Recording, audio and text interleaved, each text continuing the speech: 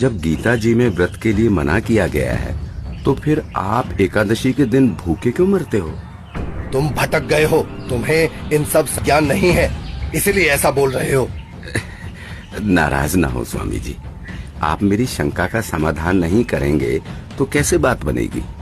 आप ही बताएं, ये सरोवर जिसमें आपने स्नान किया है, जिसको आप मोक्ष पाने का साधन मानते हैं, लेकिन इस जल के अंदर करोड़ों जीव रहते हैं जिन्हें आपने अभी स्नान करते समय अपने हाथों पैरों से रगड़ रगड़ कर मार डाला है। और स्नान के बाद जो जल आप भगवान की मूर्ति को स्नान कराने के लिए लाए, उसमें भी मूर्ति के स्नान कराने से अनेकों जीव मर गए।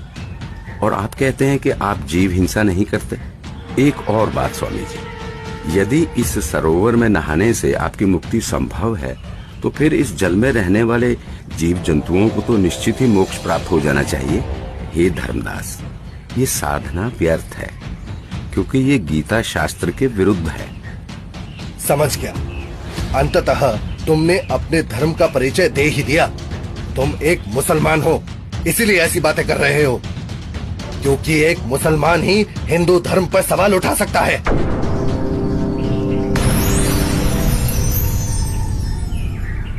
अरे, ये तो गायब हो गए। जब गीता जी में व्रत के लिए मना किया गया है, तो फिर आप एकादशी के दिन भूखे क्यों मरते हो? तुम भटक गए हो, तुम्हें इन सब ज्ञान नहीं है, इसलिए ऐसा बोल रहे हो। नाराज ना हो स्वामी जी, आप मेरी शंका का समाधान नहीं करेंगे तो कैसे बात बनेगी?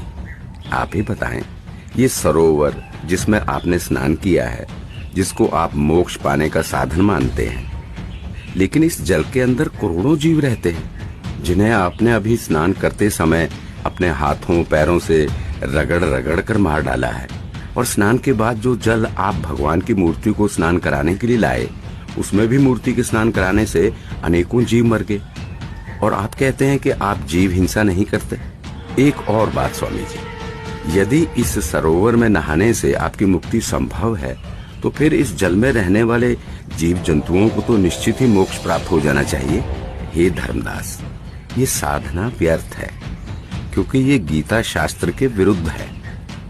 समझ गया, अंततः तुमने अपने धर्म का परिचय दे ही दिया।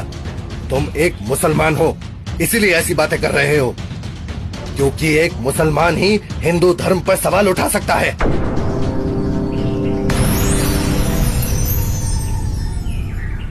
अरे, ये तो गायब हो गए।